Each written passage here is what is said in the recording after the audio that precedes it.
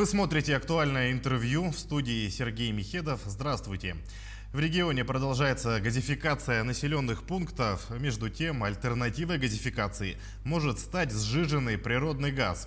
Поговорим об этом и не только с министром промышленности и геологии Якутии Максимом Терещенко. Максим Викторович, здравствуйте. Здравствуйте. По итогам своего прямого эфира в соцсетях вы заявили, что в Якутии намерены активно развивать тему сжиженного природного газа, в том числе посредством поддержки таких проектов. Что министерство для этого делает, с какими инвесторами вы сейчас работаете? Да, мы на самом деле давно отошли только от заявлений, а работаем с конкретными инвестпроектами, понимая, что развитие рынка автономной газификации напрямую связано с источниками его производства. Сегодня есть несколько проектов, которые мы ведем уже на протяжении определенного периода, и есть понимание сроков их завершения, соответственно, ввода в эксплуатацию. Поэтому начну, наверное, сначала не от программы, а от компаний, с которыми мы работаем. Первое. В 2023 году мы планируем запустить в первую очередь производство сжиженного природного газа компании «Сахаторснефтегаз». Соответственно, первая очередь это 12,5 тысяч тонн производства с возможностью увеличения, благодаря второй очереди, до 25 тысяч тонн СПГ по году. Второе направление для реализации мы отрабатываем сегодня с компанией «Атомэнергомаш», известная корпорация с хорошим опытом, и здесь рассматривается тоже возможность поочередного ввода мощностей, это 30 и, соответственно, 60 тысяч тонн. Также отрабатываем с компанией ЕТЭК, они сегодня изучают, правда, возможность, то есть вот Сахаторснефтегаз уже заказал проект, мы ждем его итоги разработки по итогу, к концу 2021 года и, соответственно, начало реализации с 2022. По Атомэнергомашу они провели необходимые оценки на сегодня и ведут уже обсуждения конкретные. Вот по ИТЭКу они сейчас проводят консультации со своими специалистами, с приглашенными компаниями-экспертами, определяют возможность производства СПГ мощностями где-то 10-20 тысяч тонн в поселке Кысыл-Сыр. И напомню, что в отличие от многих других регионов, у нас действует своя установка уже сжиженного природного газа, компания ОСПГ в Нижнем Бестяхе. Мощности производственные достигли уже порядка 12 тысяч тонн, но по объему производства им также необходим рынок. Соответственно, для того, чтобы развивать вот то, о чем спрашивали, уже на завершающей стадии находится программа, назовем по-простому, программа потребления сжиженного природного газа до 2030 года в республике. И в ней, соответственно, предусмотрен ряд мер. Известно, что сжиженный природный газ можно использовать в качестве альтернативной газификации. Премьер-министр России Михаил Мишустин также поддержал этот вариант. Но представляет ли он опасность для людей? Вопрос хороший, спасибо, что вы его задаете. Вот сегодня дома у каждого есть энергия, например, в виде электричества, в розетках ли, светит ли лампа над головой и так далее, электроплиты работают. Представляет электрический ток сегодня опасность? Понятно, что надо уметь пользоваться им, эксплуатировать его. Сегодня более 100 поселений в республике используют газ в своих домах для обогрева, для приготовления пищи. И вопросы у них об опасности не возникает. Они понимают, как с ним пользоваться, как его эксплуатировать сегодня, соответствующее оборудование. Что же отличает сжиженный природный газ в быту от обычного природного газа, который поступает? На самом деле для жителей разницы никакой нет. Почему? Потому что СПГ поступает на регазификацию, проходит необходимую подготовку, и в дома к жителям будет поступать обычный газ, которых, я уже говорю, сегодня более чем 100 поселений его используют. И вот не так давно, например, в Нижнем Бестяхе уже газ пошел в первые дома. Так что, если говорить об этом, у наших компаний есть понятный опыт работы в газовой сфере, в отрасли и отработки с тем же, например, сжиженным углеводородным газом. Вот мы сейчас формируем в республике новые компетенции. И установка у нас, кстати, СПГ действует с 2016 года. Поэтому, я думаю, ответил на вас вопрос. Тут надо не бояться, да, а смотреть, где есть выгода, и реализовывать это. Есть масса других более опасных факторов в этой жизни. Ну, получается, что если несколько котельных перейдут на природный газ, то имеется вероятность такой газификации в отдаленных районах Якутии. У нас уже, причем есть понимание, и мы от вероятности перешли уже к планам. Сейчас вот еще раз, да, напомню, что наша программа находится на завершающей стадии, она согласована уже Министерством ЖКХ, Министерством экономики республики, сейчас на завершающей стадии в Министерстве транспорта находится. Соответственно, определены порядка 30 населенных пунктов, которые мы видим для автономной газификации. Там вопросы возникают и в транспортной доступности, и вопросы ограничения с нашими климатическими условиями, когда возможность доставки сжиженного природного газа и, соответственно, периодов его хранения возникает. То есть мы уже от вероятности переходим вполне в понятным и доступным для всех планам. В последние годы много говорят о зеленой энергетике в Европе, но что вы думаете об этом? Стоит ли Якутии пересмотреть свои взгляды на солнце и ветер?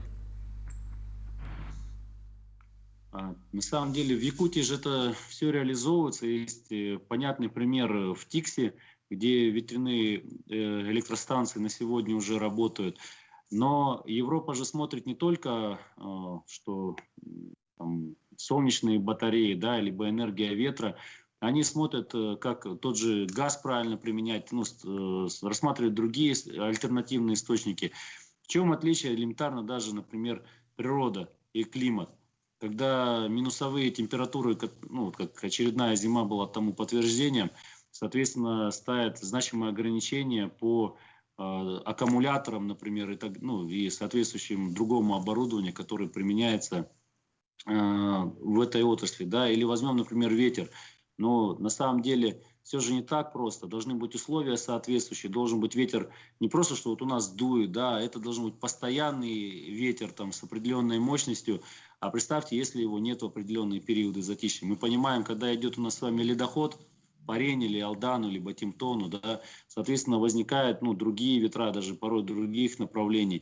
То есть это все накладывает ограничения на зеленую энергетику, но она имеет место быть, и, конечно же, она будет развиваться, это абсолютно правильно. Ну и мы с вами, проводя политику повышения экологичности наших производств, нашего жилищно-коммунального хозяйства, мы на самом деле тоже следуем этому тренду. Когда мы отходим от угольных котельных или котельных на нефти, либо мазуте, на газ, в любой его модификации, мы следуем этому тренду. Когда мы модернизируем наши котельные, руководство республики ведет эту работу последовательно на протяжении уже многих лет, мы тоже делаем чище нас окружающий воздух. Поэтому место зеленой энергетики быть, и мы находимся в тренде. Вернемся к сжиженному природному газу. Что думаете лучше, развивать СПГ внутри региона или ориентироваться на экспорт? Мы видим, эти вопросы взаимоувязаны между собой. Почему? Потому что инфраструктура будет создаваться постепенно, этапами. То есть возьмем, например, первое, с чего мы начинаем, села Качекацы. Его определил глава республики Арсений Сергеевич Николаев пилотным населенным пунктом. Следующий этап, соответственно, мы будем закладывать средства и привлекать в том числе и частных инвесторов для газификации котельных и газификации населенных пунктов. Но на это потребуется время. Вот мы видим перспективы потребления, это и 50 тысяч тонн, и дальнее, и 100 тысяч, и далее внутренний рынок республики. Но проект, он же по производству газа, он не может ждать отлагательно 5 лет, либо 7, да, 10. То есть ему нужно окупать инвестору свои затраты, которые он вложит в это производство, либо даже в другое, какое бы то ни было. И вопрос как раз поставки в соседние, например, регионы, мы эту тему тоже прорабатываем с нашими друзьями, коллегами в других регионах. И возможность поставки на экспорт, вот этот вот определенный временной промежуток, когда мощности производственные есть, а внутренний рынок еще не до конца сформирован, он будет закрываться за счет вот этих вот поставок из-за пределы республики. Но это соответствующие дополнительные доходы и в бюджет, соответственно, бюджет муниципальных образований республики от поставок и в соседние регионы, и на экспорт. Немного остановимся на сотрудничестве с другими регионами. С какими регионами вы сейчас работаете в части газомоторного топлива? Отличный вопрос, потому что мы пытаемся привлечь федеральные субсидии. Когда говорим только о нашем регионе, ну, нас сравнивают со многими, которые находятся в центре России, где население, соответственно, в разы кратно превышает. И от этого соответствующий рынок более насыщенный, и сроки окупаемости заправочных станций, конечно, гораздо меньше. Но если говорить об отдельном регионе, мы поняли, что лучше здесь заходить комплексно. И после автопробега, напомню, в прошлом году мы провели самый протяженный автопробег за историю, более 10 тысяч километров из Питера в Мирный. Соответственно, показали преимущества газомоторной техники. И нашли понимание с другими тремя регионами. Это Кемеровская область, Красноярский край и Иркутская область. О том, что мы можем предложить федеральному правительству сформировать такой транспортный коридор на газе из 4 регионов. Это, соответственно, очень существенный грузооборот и спрос на газ, будь ли то компримированный природный газ, либо метан, либо СПГ, сжиженный природный газ. Мы определили благодаря этому автопробегу конкретные места, где можно устанавливать заправочные станции. По территории Якутии у нас уже есть понимание и с отдельными инвесторами. То есть вот в этом году начнем уже реконструкцию заправочных станций в Ленске, например. То есть это начало, по сути, этого транспортного коридора отрабатывать. В Иркутске есть понимание у них, с каким инвестором они будут работать. Ну, я думаю, заинтересуются, соответственно, и другие компании. Но соответственно, расширить. В этом году возникла заминка с отгрузкой угля с разреза Джибари-Кихая. Как сейчас обстоят дела? Мы с компанией отрабатываем непростой вопрос. Из-за сверхнизких температур была приостановлена работа техники.